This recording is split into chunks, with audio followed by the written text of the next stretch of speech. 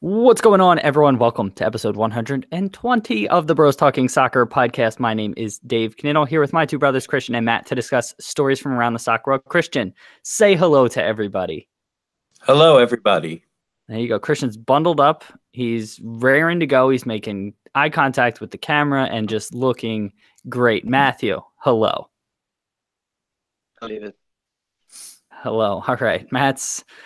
We got a little spotty internet, but hopefully that isn't an issue throughout. I think he said hello there. If you were joining us live on YouTube, say hello. Interact with us as we go along here. It's going to be so much fun, and I can't wait.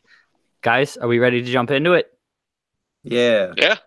All right. What's going on, everyone, and welcome to episode 120 of the Bros Talking Soccer podcast. My name is Dave Kniddle, and on today's podcast, I have Matt and Christian. I don't know why I phrased it that way. This is how I usually intro. You know what? We're going to start this over. This is how I intro my it's how I intro my interview guests. All right. Yeah, I like how you started. It was like we're on your podcast today. How you introduced us. Sorry, I went into autopilot mode there. All right, we're going to do that one again. What's going on, everyone, and welcome to episode 120 of the Bros Talking Soccer podcast. My name is Dave Kniddle, and I am with my brothers Christian and Matt to discuss stories from around the soccer world. Christian, hello, how are you doing today? Hey, it's really nice to know that you can't remember our names sometimes, even though we've known each other for quite some time, David. I'm doing all right. Pretty good, actually. I was at that Union game last night, which was absolute mayhem at the end of that game. 2 goals in the final 5 minutes to turn that result right around and win 2-1. Wow. That's all I can say about that. Yes, fantastic stuff. And I can remember your names. Just sometimes, sometimes I forget. And, this is already our second take on introing the podcast, and I kind of forgot how I normally intro it. So that was the stumbling there. Matthew, hello. How are you doing today? Hello, David. I'm doing very well. I'm a little tired. Yesterday I was drinking a little bit, so I want to say it was because my girlfriend had a friend over, so we were entertaining her, but I think it was just because it was Saturday and I was drinking. That's all right. Hey, you don't need an excuse to just have a little bit of fun, especially when you're, 22 or so, 23, however old you are? 25? 23. Yeah, something like that. Yeah. Give or all take. Right. Guys, I'm having a fantastic weekend. The Union got a victory. We're about to go for a run after this podcast. So I'm feeling good. I'm coming home this week. So Christian and I will be doing some podcasts together. That'll just be fun for the next 2 weeks. And overall, it's going to be great. Christian, do you have a trivia question? I do. So in the soccer world, do you guys know what St. Totteringham's Day is? All right. So we will think on that. Listeners, you will think as well, and then we will give our guesses later on. Matt, over to you for your segment. Thank you, David. Hi, everyone. Welcome to Matt's Megs. Today, we're going to get started talking about Kevin De Bruyne and England ahead of I guess it's a year until Euro 2020 So this week, De Bruyne said he told all his England teammates that they should be the favorites going into Euro 2020. Christian, I just want to get your thoughts. Is this, I know he's not, the media, he's actually a player and things like that, but is this more of just like English media pumping, hyping up the players, for ultimate disappointment? Well, I don't know if it's the English media. I think that De Bruyne's kind of putting the pressure on them, but to be completely honest, they might be the favorites with their players that they have now. I think that they're a pretty strong squad. Defensively, I still am not sold on them, obviously, because who do they have really back there that's that strong? I mean, Maguire. Yeah, okay. Like Maguire, right? Started the last one. I guess John Stones is the other center back. I don't really know. I just am not sold on them defensively. Their outside backs are fine, I guess. Kyle Walker specifically. But yeah, I don't think the team is brilliant, but I think that they've played together enough that it makes a big difference to the squad, and they might be the favorites because of what they did at the World Cup.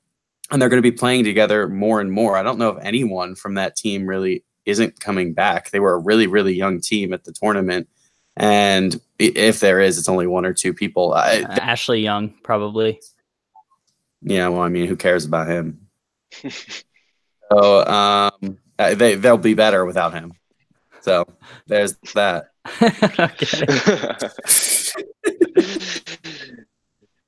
All right, yep, Dave. That's my thoughts. I think that they are the favorite, and De Bruyne is playing mind games a little bit, but they are a really, really strong team and will be in the top 4 teams, not people, to go to the tournament.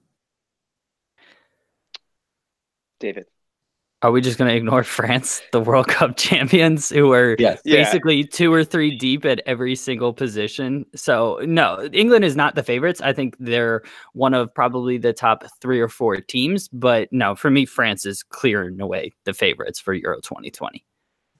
Yeah, I think it's crazy because it seemed like going into the 2018 World Cup, everyone was like kind of mocking England, saying like they're not going to be that good. And like it's coming home was kind of like seemed like kind of like jokingly said, and then they made the semifinals. They didn't think they had the talent, and out of nowhere, they just became. I mean, they have been playing extremely well since the World Cup, but yeah, it's just like funny how they turned in. Now everyone just expects them to kind of be the best, and it's like it's not like they have too many, world class talents, but they are playing very well together. At this point, when you look at the England team, it's not like you see somebody that's the best in the world at their position, kind of anywhere. Harry Kane is an argument there, but right, Christian, right? I just can't believe you said those words out loud. No, but I think for England, they so much of their core is still on the younger side, and so I think that's also what people are saying. They're going to grow into it because they do have some very talented players, and they could potentially grow into world class. All right, fair enough. Do you think this is so like the last generation with the midfield of Lampard, Gerrard, and it's kind of like that generation never really got to win anything, but everyone just assumed like they were the world class midfielders. They were the top. Their entire midfield was each top 10 in the world probably at their position. So it's kind of weird to see. Why are you smiling at me? I'm smiling at Christian because he can't sit still, and he's just and he's covered so you can only see his head, and so the blanket's just bouncing up and down. So that's what I'm laughing at. He looks riculous, so I'm not laughing at you, Matt. Cloak. Yeah, looks like he's got the camo blanket. But yeah. I just I'll be surprised if this England team does win the Euro 2020. I think that's my stand on it. Will you guys agree with that?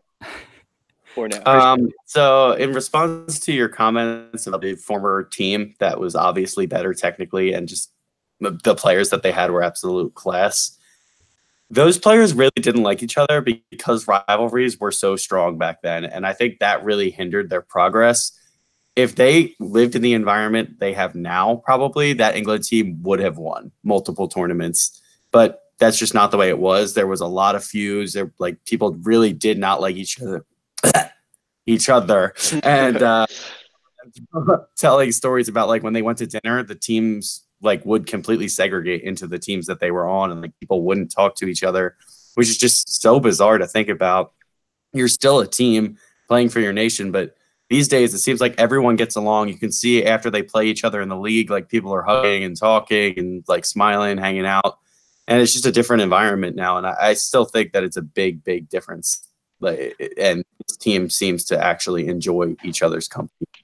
Yeah, that was the point I was going to bring up. And I think we've talked about this in the past. I think social media plays a role in all of that. And then on top of that, I mean, some England players are going off, Jadon Sancho in Germany, and you're seeing other players sort of venture out of England. I think that might be helping as well, where they don't have those deep-seated rivalries and, all of that. So that would be the other point I'd add there.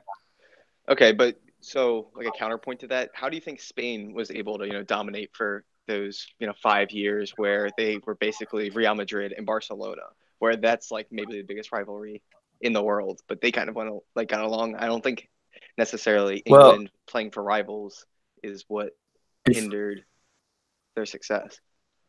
If you look at those two teams historically, they don't really hate each other, the players, as much as the fans do. I'm telling you right now, until Mourinho came there, like there really wasn't that hatred, those really physical tackling matches. Mourinho brought that into there. And even now you see it again. Those games are really just technical. You don't see really the physical brutality like of the rivalries. And even after the games, they are shaking hands. Like everyone does get along. Yes, there's players obviously like Sergio Ramos who like is just like a hard tackler and just really almost looks like he wants to injure people sometimes. But he does that with every team he plays against. I don't think it's any different. And like those. Whoa! I thought you were What? just ahead. Huh? You took off the blanket, and all of a sudden we could see your upper body. Plus, that team was about 80% Barcelona at the time, so there really only was other players sprinkled in. So I think that helped as well. On top of that, I think their playing style was so unique that they basically took, like Christian said, the Barcelona style and those players and put them in there, and they were just superior. Whereas the England players were some of the tops in their position, but their style of play wasn't incredibly unique and dominating from that perspective. So I think that played a role too. But that's a good point, Matt. Hey, thanks, Dave. I appreciate that. Anything else you guys want to add on this topic? No, I'm good. No. All right. Staying in England, talking about Chelsea Football Club, because why not? This week, Sarri, head coach, claimed that fan criticism of the players is good for the club. I assume he means to motivate them or just keep them sharp. Dave, do you think, the way Chelsea fans have been known in the past to criticize players, do you think that is a fair assessment? I think he's trying to spin it as positively as he can. I think most people would respond to positive enforcement, positive reinforcement, especially from people that are your supporters. I don't know how motivating it is to have people that are supposed to be, backing you, criticizing you left and right. And so, yeah, there's an element of wanting to prove them wrong or show them that you can be better. And so, there is that element, but I think he's just trying to make the best of a bad situation. Sure. Christian? Every club has fans criticizing their players. You see it over and over again. I mean, obviously at Liverpool, Dave and I are looking at those articles more often than not, and you see them criticizing certain players. We saw it with Lucas Leiva forever, with Jordan Henderson, everybody criticizes. Well, that's fair. That's a fair criticism. No, I mean, he played well. He should be a further forward. He's not a holding mid. Let me just say that, whatever. That's what I've been saying the entire time. But okay, this isn't a Jordan Henderson. He's making shit up. Don't believe God. He thinks he's clairvoyant and shit and then just makes stuff up. He's like, I said that years ago. 3 freaking times I've criticized the player. They have gone on to have fantastic games. David Accam. That doesn't mean you're clairvoyant. I am clairvoyant. I am magical. I have magical powers. You even said it yourself. No. Get the fuck out of here. All right. So now I got fucking confused. I don't even know what we were talking about. Stay on topic, Christian. Come on. Taking over my section. What was I answering? I don't even remember. Sorry, criticizing players. Okay. Yeah. So Chelsea fans and the coaching staff just historically has written off players who have gone on to become world class. Look at De Bruyne, look at Salah, look at Lukaku. These players are absolutely brilliant, and they weren't given the time to progress. Obviously, in the Premier League and at teams like Chelsea, they can just replace you and just keep it moving. It's like a train. I don't know. Just like they're moving through players left and right. And if you're not performing immediately, you are going to get replaced. I think that it's wrong, but like, is that what a train is? The right. we gotta work on your train knowledge. I don't think that's what trains do. Trains move left and right. Don't they? Do they not? I guess it's all a matter of perspective. I mean, technically everything moves left and right depending on how you're looking at it, right? Yeah, they also move up and down. Like they move all over the place. No? So yeah, the fans have the right to criticize. Obviously, they're going to anyway. And coaches are going to criticize. I don't like when they do it publicly in the media, but whatever. And I don't think it's that huge of a deal. And Sarri is kind of brushing it off, making it not a big deal, but it really isn't. I agree with him in this regard. Yeah, it seems like he's going for like tough love, kind of like I feel like Mourinho type of trying to motivate players. But it's weird because Guardiola and because that's worked so well for him. I don't know if mimicking Mourinho's motivation tactics is the best strategy from Sarri. How with the delicate little flowers of the millennial generations? Let me talk, Christian. So So yeah, like Klopp and Mourinho, Klopp and Guardiola seem to like only want the fans to support the players, and you can see it on the sidelines. You see it after the games, like they like have kind of like unconditional support for them rather than criticisms. And I feel like those two being two of the best coaches in the world, it seems like that works nowadays. And it seems like Sarri doesn't. It seems like everything he's done at Chelsea is not working out.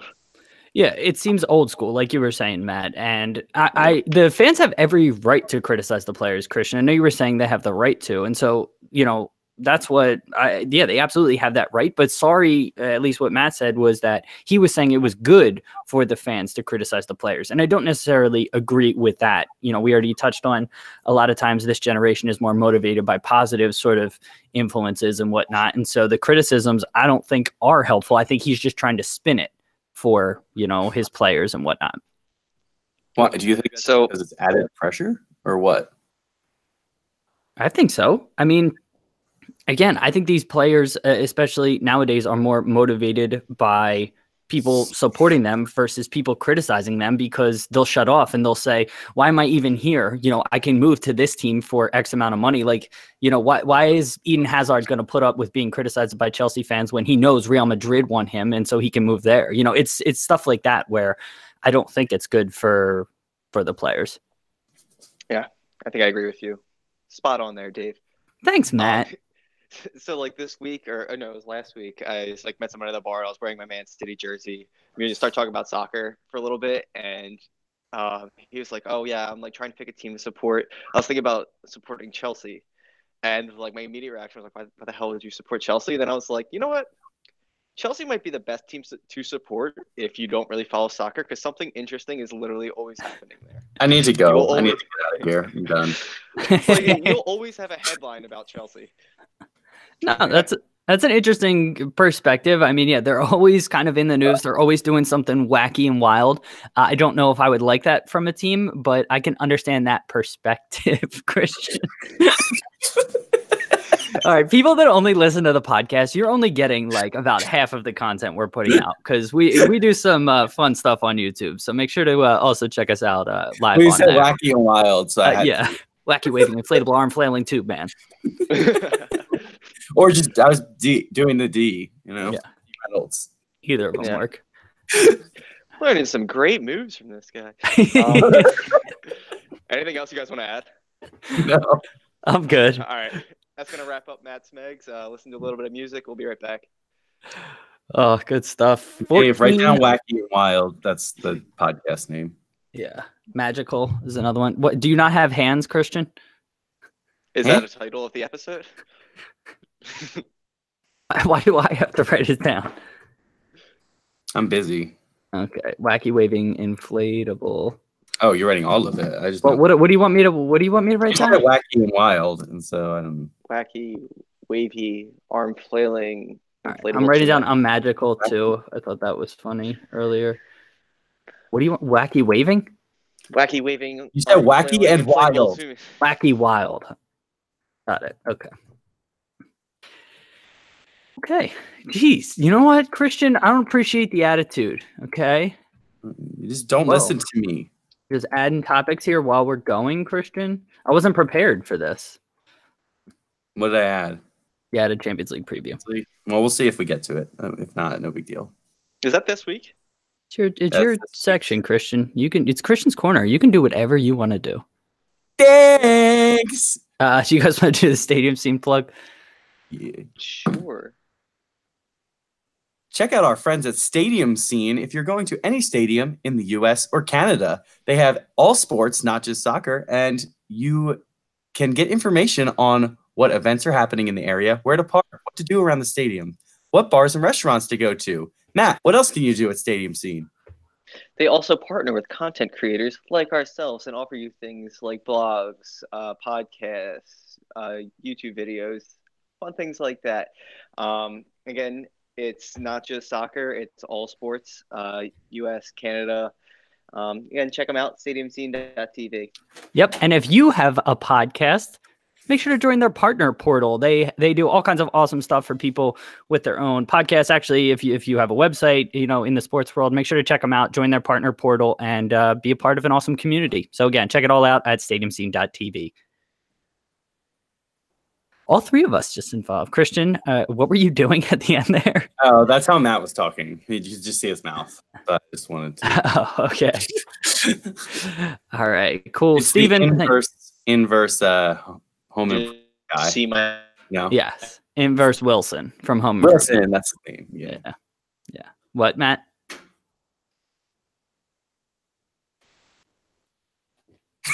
Okay. No worries. What's going on, Steven?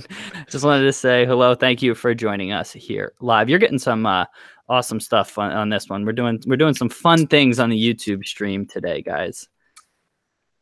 All right, Christian, whenever you're ready, time starts now. Welcome to Christian's Corner. We are going to start in Germany and talk about one Philipp Lahm. He is the former right back of Germany and Bayern Munich. So, Philipp Lahm, arguably the best outside back that I've seen in my lifetime. Matt, I'll start with you. Whoa, Roberto Carlos? Yeah. Marcelo. No, don't start that. Interesting. Yeah, no. Lahm was the best true outside back that I've ever seen. And that doesn't mean he's the best attacker, doesn't mean he's the best defender, but most well-rounded outside back I've seen in my lifetime. 100%.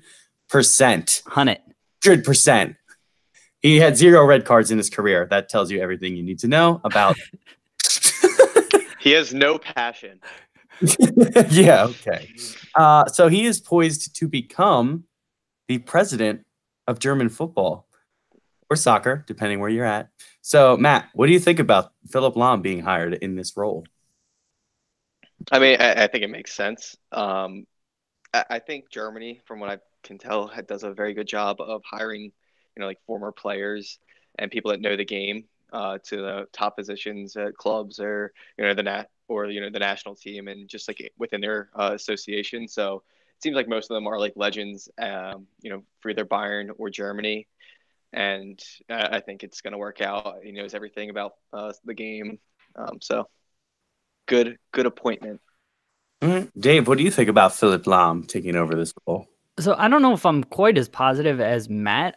This is a pretty big step for someone with relatively little experience in administration. I mean, yeah, he's got a ton of experience on the soccer side of things and playing. And, even if he went into coaching or more of a technical director role, it'd be a little bit more understandable. But the president has oversight over so much about the federation. I mean, they have to deal with, like I said, the administrative side as much as the technical side. So this is slightly, I don't know if concerning is the right word, but I'm just slightly skeptical that he's ready to take this step. 2 years out of retirement? Like, what's he been up to? I don't even know, to be honest. He's been working as an ambassador for the Euro 2024 in Germany. Okay. So again, it's interesting. I mean, depending on his role there, maybe he's prepared. But again, I mean, he showed fantastic leadership throughout his career. And so he's got leadership qualities. But again, managing people who aren't athletes. It's a completely different world talking and interacting with normal, society and how the people. Folk. Yeah, the regular people. Philipp Lahm knows how to speak to human beings. Well, no. But I mean, as far as like motivating and as far as like understanding and communicating, it really is a different world from a locker room. From a locker room to, an office setting. And so honestly, all those factors play a role. And it's just a step. It's a pretty big step to take so quickly after his career ended, from my perspective.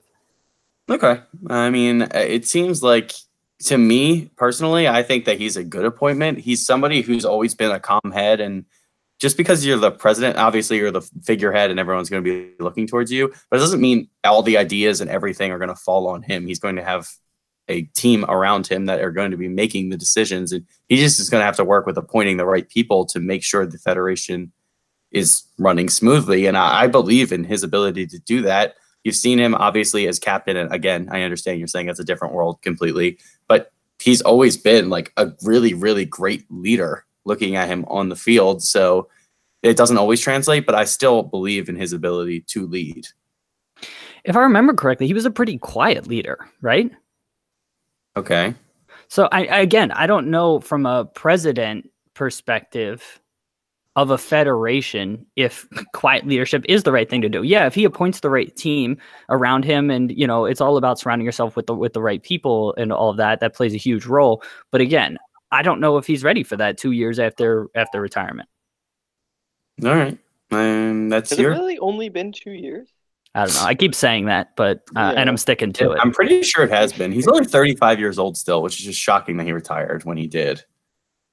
I can't believe it. But yeah, he retired after the 2028 or 2020? I can't remember. 2028. Wow, 2028. Whoa. 2018, but he You've didn't been even asleep make it for 4 years. He may have retired after the 2016 Euros, now that I'm thinking about it. And I'm pretty sure that was when it happened. So he retired from the national team then, but then No, he retired at the same time. I'm pretty sure he retired from everything at once. Interesting. All right. Yep. Facts. So that happened. Anything else you guys have to add on this topic? Nah. No. You sure? Yeah. All right. Sorry, I had to pull up my other topics. That's why I asked that question. So the Champions League is considering changing their format a little bit starting in 2024. Have you guys heard about this at all yet? I heard about it from you. I was just wondering if you heard anything. So apparently this is a couple months old and I never really heard about it. The only reason I heard about it is because all 20 teams in the Premier League have rejected them changing the format of the competition. So they're talking about changing the timing of games to weekends starting in 2024, which personally, as a viewer, I would like. But there are a lot of people complaining about them having to change the league schedules and really affecting a lot of people who go to games, and having midweek games might not sell out the stadiums. Dave, I'll start with you. What are your thoughts on them changing this? Yeah, I don't like that. I don't like moving to weekends. I mean, it might make it a little bit better for fans not in the area to be able to watch, high profile matches on television. But I like the setup as it is. I'm someone who gets used to routines and whatnot. And so I don't think changing just for the sake of changing is the right thing. It drives me crazy when websites update all the time, just for the hell of it. We're live on YouTube. They're going through a thing on the back end to update their dashboard. And so it's like, I don't even know how to get these streams started half the time. And so I hate when they do stuff like that. And so I know I'm kind of going off on a weird tangent here, but like for this, I don't, like what works now, works. I don't get why they're trying to do this. So anything that works. I see what you're saying there. Matt, no. About this. I'm not stuck in my ways, by the way. It sounds a lot like you are. Okay. So yeah, like the headline I read, because I don't read much past the headlines, said it was like all how England isn't approving of it, and I mean it makes sense with the fixtures, and it would just mean more. I mean, I guess the Premier League would have to make more weekday Premier League games, which, regardless, the schedule is going to be the same amount of games are going to be played, and just changing that it doesn't seem like that good of a reason, other than fans outside of Europe being able to watch probably at better times on weekends. It just doesn't seem like it makes much sense. All right. So another thing that they are proposing is to take out the qualifying structure right now and make it more of a promotion and relegation to get into the Champions League for some of those last teams to get in. What are your thoughts on that, Dave? I think that would be an interesting dynamic. Again, I'm fine with the way that it is now, but it would be interesting. Like, where are these changes sort of coming from? Do we know? Like, is this something that clubs are wanting? Is this something fans are wanting? Again, I'm all for change if this is something people are excited about and if it's for the betterment of the competition and fans and whatnot. But if this is just change for change's sake, I don't get it. This is a meeting between UEFA and Europe's top clubs that happened last day. Yeah, and if I remember correctly, the article that you linked to basically said these are all just proposed, things that are going to be on discussion. It's a brainstorming session. Exactly. So I'm fine with them brainstorming it. I think it would add a interesting dynamic to the competition. So if you finish like low in your group, I guess you would be relegated to the Europa League, and then I guess whoever does well in the Europa League would get promoted. Like I guess I would still need to figure things out, but promotion and relegation sounds interesting. All right, Matt, what do you think about that? Well, wouldn't that just like impact the domestic leagues? And it's like you fight in your league for that Champions League spot. So if you can't get in, how? Yeah, I'm just confused how it No, works if you so can't that's not how it get really in. work there. It's still that like top four would qualify. It's like those remaining pieces, like the big leagues wouldn't really be affected. It would be the smaller leagues. Yeah, but still, those. I'm just confused how it would kind of work because I So feel like if you qualify, you should like you play your season to get the chance to make the Champions League. Go through those knockout rounds. So Honestly, there's not that or much the information, qualification so rounds. I can't really answer all the questions, but yeah, just one proposal.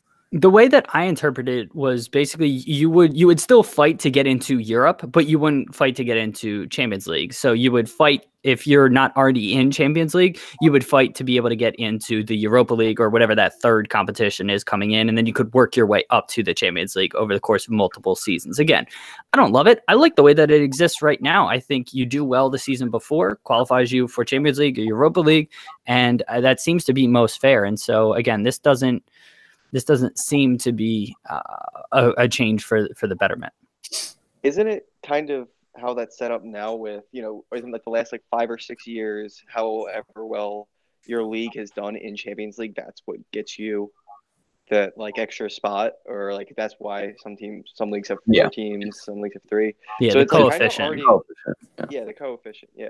So it's like if a team from a smaller like a smaller league does well, wouldn't they basically get an automatic spot eventually anyway if they do well for a couple of years? Yeah. So isn't that kind of what they're already doing in a way? Yeah, but it's different. Yeah, it would just be a different format. Yeah, because Matt, what you're You saying wouldn't there, have the qualifying rounds anymore, like in August. Oh, okay. well, but also Matt, what you're saying there is a league would get a spot, but still a certain team needs to qualify. In this, what I envision is like if Manchester United comes in sixth this season, but they've done well enough in Champions League, they're going to be in Champions League next year. So that's the way I interpreted this whole thing. And again, I know this is just brainstorming, but I'm perfectly fine with the way that this exists right now. Champions League. Do you guys hear that thunder? I heard that. That was loud. Holy crap. Yeah, apparently we have tornado warnings coming. Sorry. Hey, that's fun. Texas. All right, so the last thing on this was it seems like most of the backers for this change are coming from outside of England, which makes a lot of sense. Oh my God, Dave. Yeah, so what I read was the bottom place team in the Premier League actually makes more than the French champions, which is just hilarious because of the TV rights deals. And I think that's why a lot of people are looking to change it, just to get more money out of the Champions League for the teams that qualify. Does it make sense to you guys that it would really would be teams outside of England fighting for this? And do you think it makes sense for the biggest teams, even outside of England, to change? Dave, sure. No, I don't think it. So I can understand why they want more money, but way more money. Yeah, I can understand why they want more money, but again, I don't know if this is going to be the avenue to them getting more money. So I don't know. I don't know. They want more money, so I don't know the right answer. Matt, any thoughts here? Yeah, I don't know. What was the question? Right now. Yeah, I don't know. I'm confused by that too. Does it make sense that teams would Barcelona, Real Madrid, Juventus, does it make sense to change the format for them right now? Wouldn't they not be affected? They could. The top clubs. Well, if they have to play on the weekends. That's what I mean. If they're changing the days and stuff, does it make sense? No. Yeah, no, I don't think so. Okay. Because everyone's going to be affected, and it's like you're still going to play the same amount of games. I mean, TV rights deals, I feel like, are kind of like a separate issue. And it's like eventually, if those leagues get more, I guess, people start caring about them more, get more support, then they're going to get a better TV deal regardless. Okay. All right. Anybody else have anything else to add on this topic here? No? All right. So, do a quick little preview for the Champions League this week. So, we will start with our Tuesday matchups. We'll kick it off with kick it off with Tottenham and Manchester City. Matthew, I will go to you first. What do you see happening in this game at Wembley? Who's home? Oh, it's at Wembley. That's why I said it that way. Wait, why is it at Wembley? Okay. Why is it at Wembley? Why is it not at their stadium? Sorry, at their new stadium. I lied. Oh, okay. All right. I lied. I said this in a previous podcast, and you said I was wrong. Okay. So it's a new stadium. Tottenham's going to be all hyped up to play, there, and it's like a new atmosphere. So I think they're going to give City a run for their money. I hope City can score some goals. So I think City put in 2, maybe 2-1 or 2-2. But I'm going to say 2-2 draw. All right, Dave, what do you think happened in this game? Yeah, I think a scoring draw as well. I'll say 1-1 draw. Nice. And I'm going to predict a shocker here in a 2-1 Spurs victory, but that still favors City overall, probably to get the away goal. But it'll make them force a win at the Etihad, so that'll be interesting. Liverpool versus Porto. David, at Anfield, what do you see happening here? 3-1 Liverpool. I think that they've been playing very well. Porto's not, they're not pushovers, but I just like the way Liverpool has been playing. I think that they've been doing a great job. Offense is maybe starting to click a little bit. Salah getting a goal is fantastic. Van Dijk has been incredibly solid. Alisson has moments where he's a little bit shaky, and that makes me a little bit nervous. So I think that they concede one through that. But beyond that, I think they get a comfortable home win. All right. Matt, what do you see happening at Anfield? So I know last time I checked up on Porto, their defense, at least in the Portuguese league, was very strong. So I think they don't let up too many goals. I haven't seen what they've been doing the last month or like their current form, but I think it's going to be a low-scoring game. I think it's going to be like 1-0. I don't think Liverpool have been playing very well. They keep getting results, but I feel like their games are much closer against like teams they should be for 80 minutes. So I think it's going to be 1-0. Yeah, well, we're the best team in the last 15 minutes, like in ever, because it's ridiculous how they make you struggle for the entire game. So yeah, I'm predicting a Liverpool win, and I'm expecting it to be 3-0, actually. I think a huge performance from Liverpool. I don't think they're going to concede. Porto have done well in the league, but they were also doing well in the league last year when they hosted Liverpool in the round of 16 and got blown out 5-0. So I think this is a huge result, and it's going to be a dominant performance. So we're going to go to Wednesday now, and we're going to kick it off with Ajax and Juve. So we're in Amsterdam Arena. Matt, what do you see happening there? Ronaldo, he's fine, right? I know he picked up a knock over. They said he's not in this game, I thought. All right, then I'm going to say... I thought you froze for a second, but it was just you waiting to say, okay. I was just thinking. So I'm going to go 2-1 Juve. Okay, so 2 away goals here. That's a big result. Dave, what do you think? I'll say 1-0 Juve on the road. I think Ajax has been fantastic, but I think this is where, Juve, their experience and defensive chops just clamp down. I think it's going to be a 1-1 draw here in the Netherlands to set up another nervy game in Turin. So, final game in the quarterfinals, first leg, will be Manchester United hosting Barcelona at Old Trafford. David, what do you think is happening in this one? I'm going to say 3-1 to Barcelona. Man U has looked shaky since Ole got the full appointment. Barcelona has just been rolling. I know that they had a 4-4 draw the other week, kind of dramatically against, I think it was Villarreal, but they got another win this weekend. Messi just has been lights out. Suarez is starting to score more, and so I just think they're too talented for this Manchester United squad. Do you think the fact that they played Atletico is going to make them more tired going into Old Trafford, or do you think it will have no effect? I don't see it having that much of an effect. Matt, what do you think? I think Messi's going to have a tough time adjusting to Phil Jones. So I think it's not going to be, a walk in the park. So Barcelona. Is it because Phil Jones is going to score more goal in his own net than Messi's going to score? Yeah. Correct.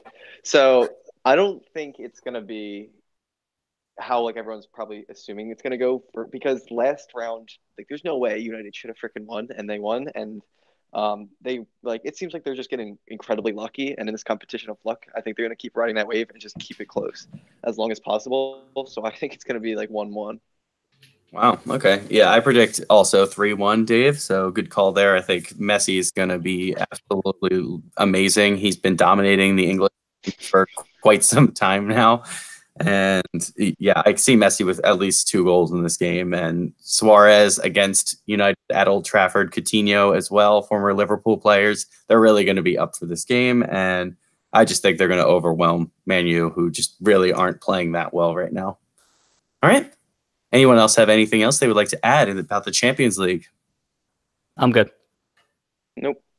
Okay, so that'll wrap up. Christian's listen to some music here right before we come back with Dave's Domestic Dives.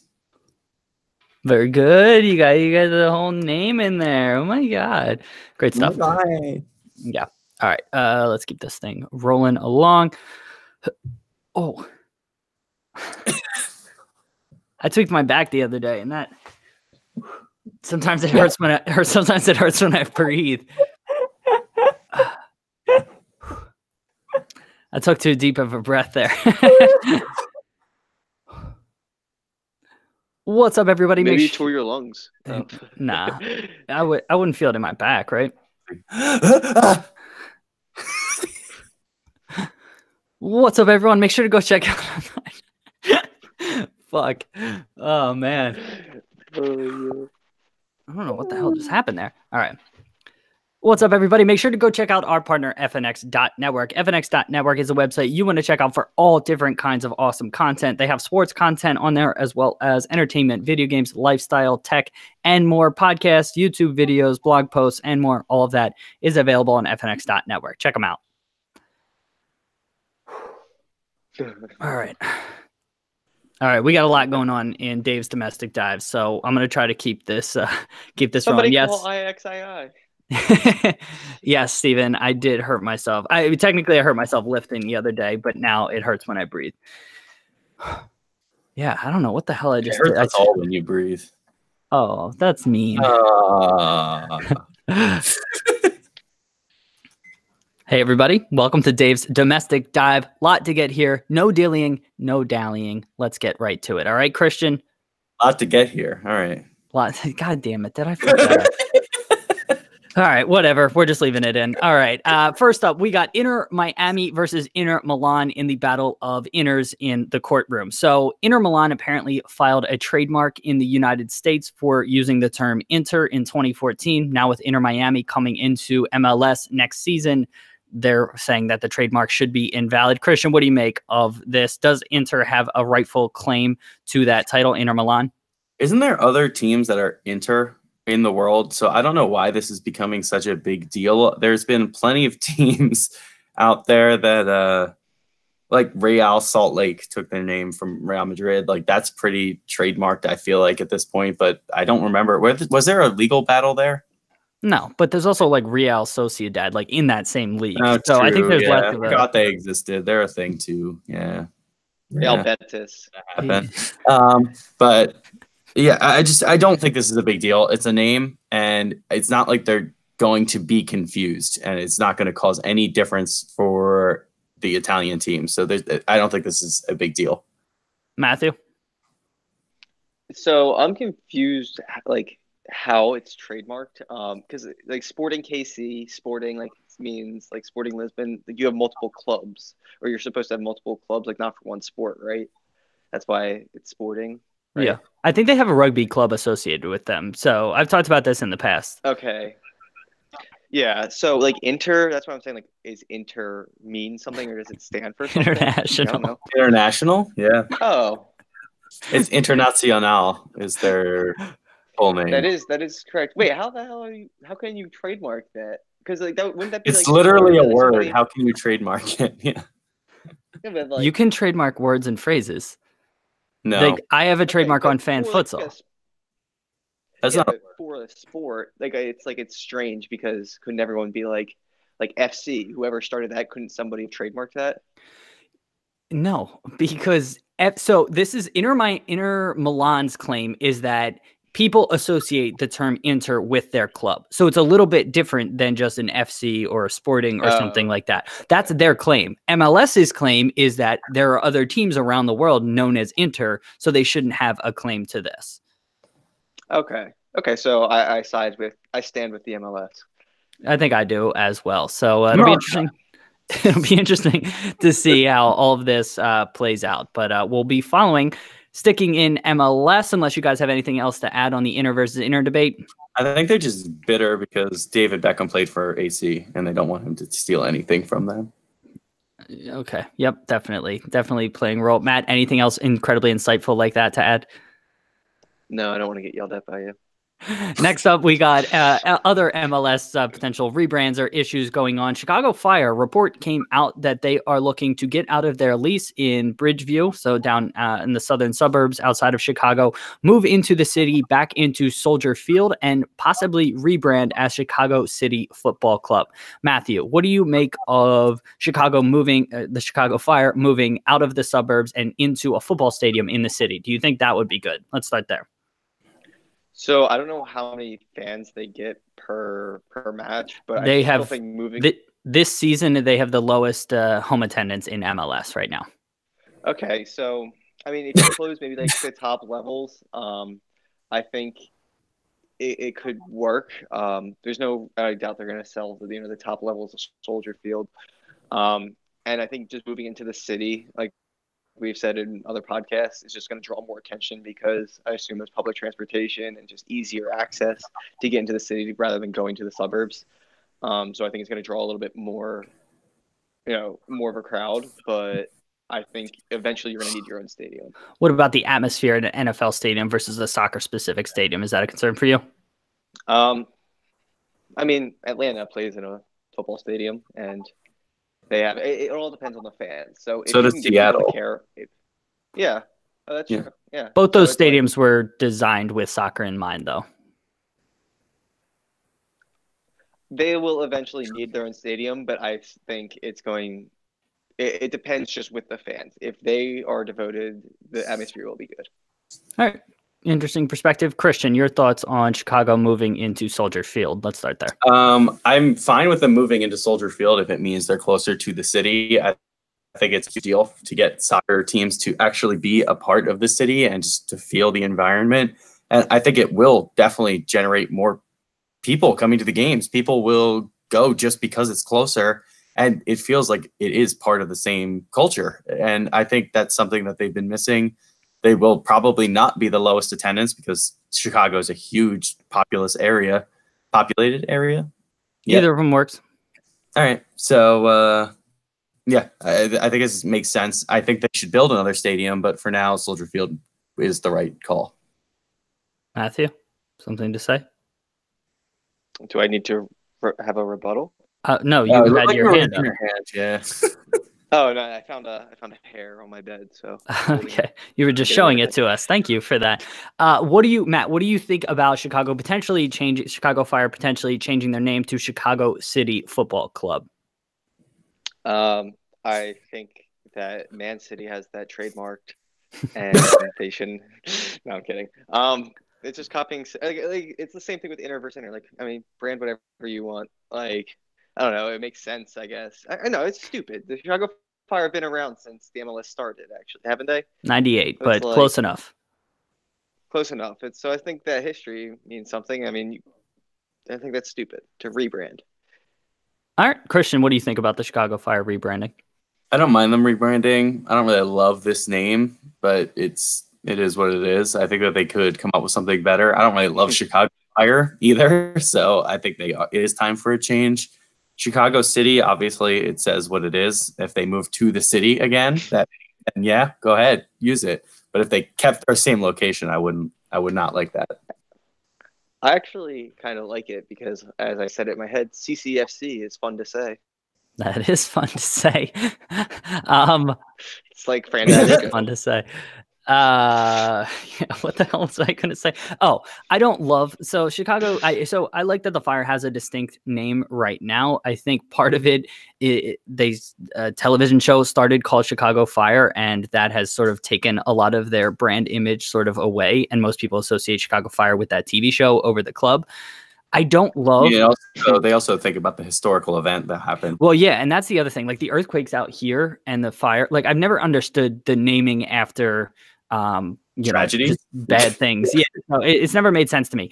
Add on top of that, Chicago football clubs, Chicago City Football Club. I hate using the term football club. Literally, the league is called Major League Soccer. That's what we call the sport here. I do not like when our clubs here call themselves football clubs. Unfortunately, there already is a Chicago City Soccer Club, so they couldn't take that name. But I love, I've brought this up before, not just because I support them. I love that the union's name. So it sort of incorporates Philadelphia Union. It still kind of takes the American way that we name sports teams, but has a very sort of soccer flair without being just a typical United, a Sporting or whatnot. It sounds like a soccer team, but it also sounds American. And so I love kind of that stuff. Even the Portland Timbers, it might be a little gimmicky, but I like that. The Sounders, again, it sounds sort of unique. Whereas like the Galaxy or going back to Kansas City Wizards or whatnot, that sounded a little bit too gimmicky. So that's kind of where I stand on this. So we had a question from Drew Pells. I'll ask it here. Will changing the name and moving their stadium into the city make them any better and or more popular in the city, Matt, for you? I know we kind of touched on this, but just wanted to address it specifically. I believe it will. Because, I mean, if they have the lowest attendance, I think anything to try to revamp it could be beneficial, at least in the short term. But I think winning is the most important thing. Christian? I think it'll help them obviously get more people there, but I don't think that it's going to make a difference. I think MLS is a weird league where there's ups and downs like every other year pretty much for teams. So there are teams that are consistently like competitive, but it doesn't mean you're always going to be at the top. They're going to go through the same peaks and valleys. So I don't think it's going to make any difference really to their success as a team. I think moving into the city will be helpful for them as far as popularity. I do agree that, yeah. I know I could see them, depending on how they move into the city and where they build a facility, moving into the city, their stadium, but then depending on their training facilities and whatnot, you see that in MLS right now, that being a strong recruiting tool. And so depending on what they do on that front, I think it could be potentially beneficial for them. Keep this thing moving along. Let's talk some esports now. The Philadelphia Union esports player Doolsta recently, he's won 3 MLS titles this season. He's on to the FIFA World Cup or whatever the hell it's called. I'm not sure exactly what it's called, but ESPN recently did a piece, and some other people did some pieces on this, where he has to choose between playing esports like professionally and skipping college. So he's, I think, 17 or 18 years old. He's pretty talented soccer player as well. So he has to balance basically playing, soccer for real, potentially going to college and playing at a D2, D3 level, or moving forward on the esports front. So I wanted to touch on this. Christian, what do you think about that decision for Doolsta? Do you think, what do you think he should do? That's a really tough call. I know he's really, really good. He's arguably the best FIFA player in the United States now. He's won the treble this year. There is money, I think, in that. And really, like, the more you play and the bigger it's going to grow. Philadelphia also is building the first ever, I don't know if you guys knew about this, e-sport specific stadium. Yep. They're building next to Infinity Live. Matt sent the text to us. And I did see it before. And we had a conversation about it. I forgot about it, but that's fine. So like that's cool that he'd be part of that whole transition, and he could be like the star of that opening up, which is kind of a cool thing that he has to consider. I think that he probably should go to college, and I think you can still play FIFA while you're in college. I did.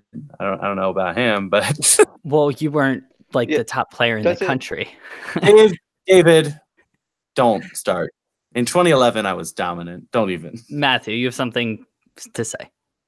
So I assume it's not like esports are different than, I guess physical sports where he didn't break amateur status, and like, because some schools do have esports teams. So like you could get a scholarship for esports. Yeah, I think that's an interesting perspective. I think for him and what the article sort of laid out is that he has to travel so much. Like I think he was in Romania and he's all around kind of the world playing this. And then on top of it, when he's competing against other professional players, like they play it nonstop. And so for him, he feels like he might be at a disadvantage if he doesn't play professionally full time. And so that's kind of how he feels and what he's trying to juggle for responsibility. So it's just an interesting thing that I wanted to talk about here. Matt, you have something to say? Yeah, I mean, yeah, it's interesting, but like we said, we got to be consistent with what we say. I don't recommend, not playing FIFA to go play Division 2 or 3 soccer. I think esports might be a better route because you asked for our opinion on this. I think esports at this point would be a better route for him considering, how good he's been recently. But at the end of the day, do whatever you want. If you want to play soccer, play soccer. But that's just my opinion. There's also an education element to it. So yes, he's playing soccer, but also he's getting a college degree, which again, esports is blowing up, but again, it's still a sort of new industry. And I don't know what his long-term potential is, whether it's playing or maybe he gets into coaching or, what his potential is versus getting a college degree. So there's that as well. Christian, anything else you want to add? Yeah, I just wanted to add on top of that. I was going to say something similar. Like he's going to be going to college. We don't know what his goals are and what type of occupation he can do outside of soccer too. So he may be successful just completely dropping out of soccer, just playing soccer in college and doing whatever he's going to do with that college degree. So he really has to weigh a lot of stuff. Obviously, he's going to be listening to this. So just know supporting you no matter what you choose. I saw you yesterday at the game. Good job. Way to hold that trophy up. There you go. Yeah. No, but yeah, we're supporting him no matter what. Matt, anything else you want to add? No. All right.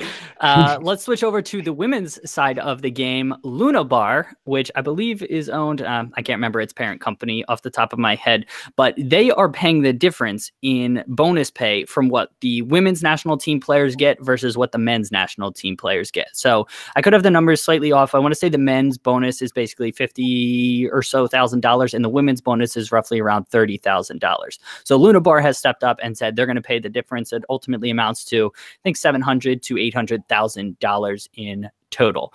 Matthew, what do you make of Luna Bar, who's a sponsor? They're not really associated with the game. I mean, I guess they're a sponsor, saying that they're going to pay the women's team, the difference. How does that make U.S. soccer look?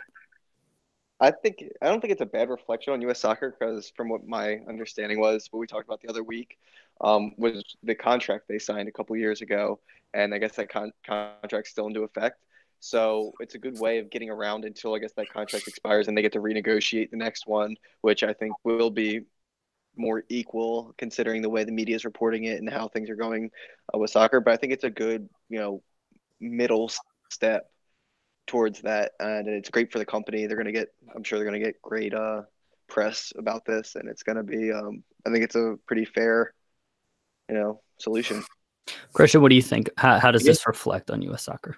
Depending on how FIFA distributes the wealth of the revenue and profits that are coming in from the Women's World Cup, like if it is drastically different and they're earning less, I understand why U.S. soccer is saying, okay, well, we only brought in this much, so we'll pay you this much. And it also was part of the contract. I understand that's it all comes down to that contract. I think it's great and great publicity for Luna Bar to pay out that difference. And it doesn't make U.S. soccer look good because they are paying less, but that is the agreement that was signed. And now another outside company is offering to match what their... Matt, stop playing with your headphones, please. Oh, sorry. Yeah, now another company is offering to pay, which it really looks good for them. And I'm glad because the women should be earning that, especially if they're competing and trying to win the entire tournament.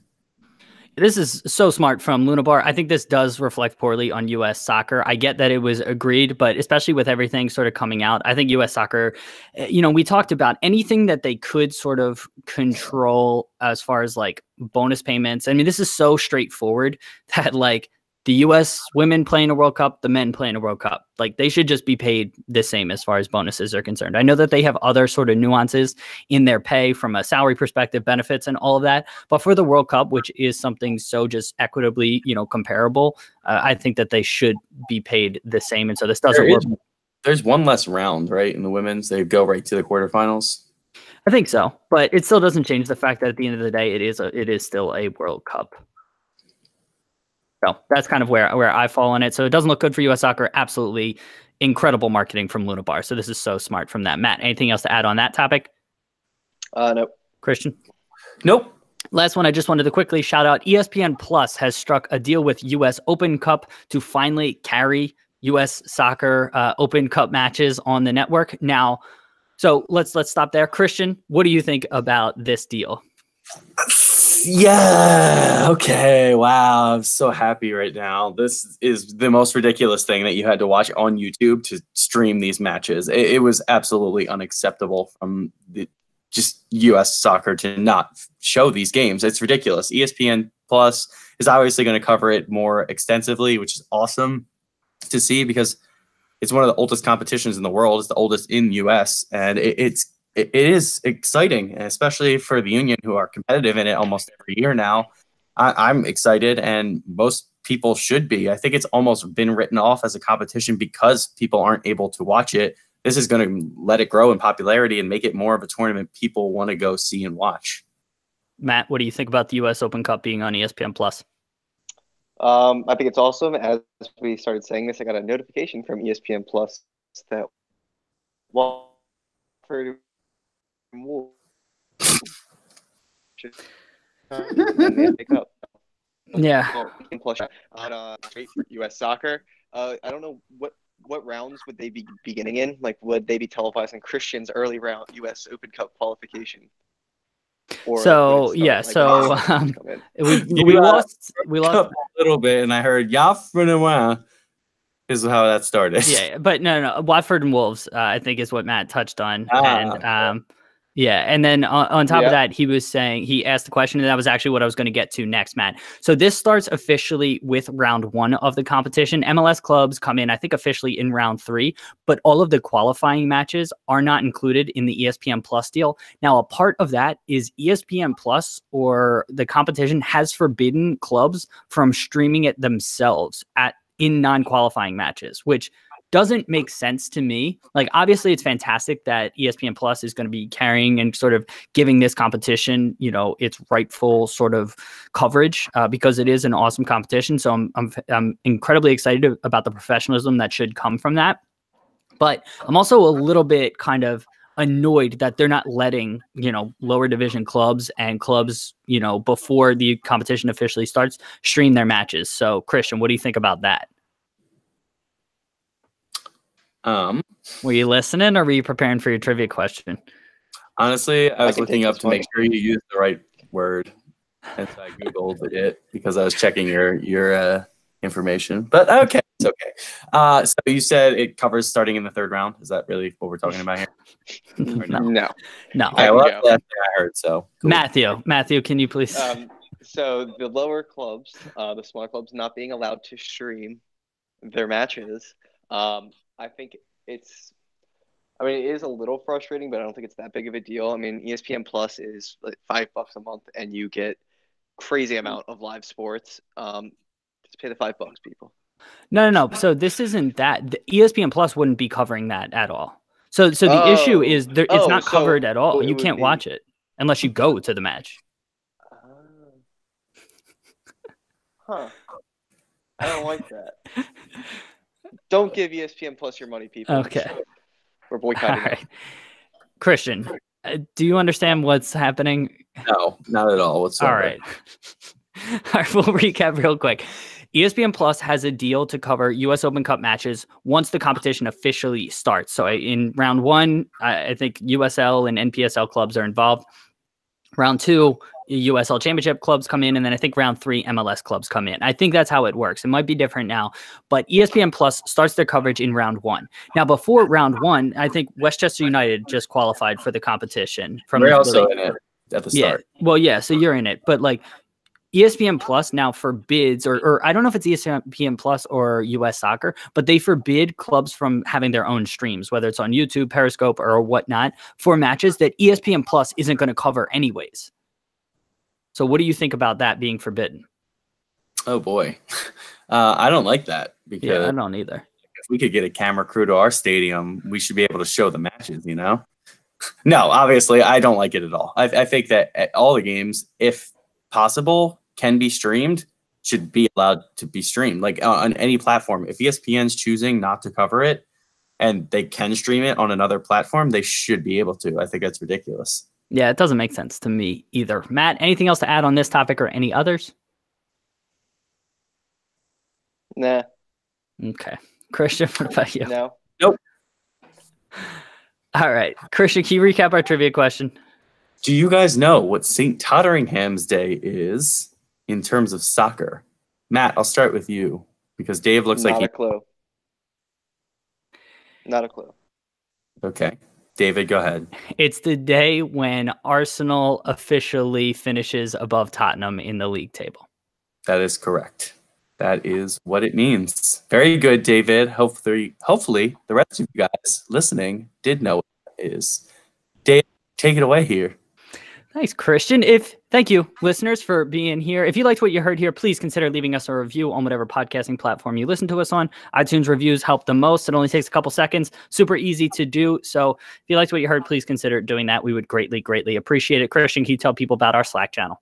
Yeah, if you want to join us on Slack and interact with both Matt, Dave, and I, Matt sometimes, not often. Matt all the time. Matt's constantly on there just messaging and other listeners, just soccer people out there. We have a bunch of different channels that you can go through to talk about the Premier League, the other 5 European leagues, top leagues, MLS, international soccer, transfer rumors, all that good stuff. Plus the general category, if you want to talk about anything, we would love to have you talk about, life and what it means. Life, love, happiness, just anything. If you want to join it, you can email us at brostalkingsoccer@gmail.com or tweet at us at BTSoccerPod. Yeah, if you're not already, follow us while you're there. Matt, since Christian took away the contact, can you tell people where to find us online, our website? Yes, our website is brostalkingsoccer.com. What can people do there? So on there, usually Dave, that's usually where you ask it. I was waiting for that. So you can read about us, find past episodes. There's also the Amazon store link there where there's no additional charge to you. You just click it and it takes you to Amazon, and we get a small percentage of that, no additional cost. And I forget the word that I'm supposed to say. It helps support the show. And it helps support the show. I'm not supposed to say the not supposed to say. Yeah, you're not supposed to say the M word. You're not supposed to say the M word. So Matt was breaking up a little bit there, but if you're buying anything on Amazon, go to our store link on our website, which is brostalkingsoccer.com. Click that link to Amazon, and whatever you end up purchasing, no additional cost. It's just a couple extra steps, and we get a very, very small percentage. No additional cost to you, but it helps support the show, and we would greatly, greatly appreciate that. Christian, thank you for talking with me this week. David. I'm excited to see you Wednesday. Are you excited to see me? Oh, God, I can't wait. It's so much fun. I get in at 6 a.m. I'm going to come downstairs. I'm going to wake you up. You don't want to be standing over your bed. That'll be a horrible mistake. It's going to be standing over your bed. Just, hello, Christian. My old friend. Matthew, thank you for being here and talking with me. No, Dave. Listeners, most importantly, thank you all for being here. We really, really appreciate it. We'll be back with an interview this week. We're interviewing Mike Rex and Jeffrey Mitchell from Roxborough United Soccer Club. And Jeffrey's also very involved with the Sons of Ben. So we're going to be talking about Philly soccer, youth soccer, kind of soccer in that area. We're going to be interviewing them on Monday, and the podcast obviously comes out Thursday, like all of our podcasts. Thank you so much for listening, and we'll be back. Christian's got something to say. Yeah, fuck you, Steven, in your Slack comment.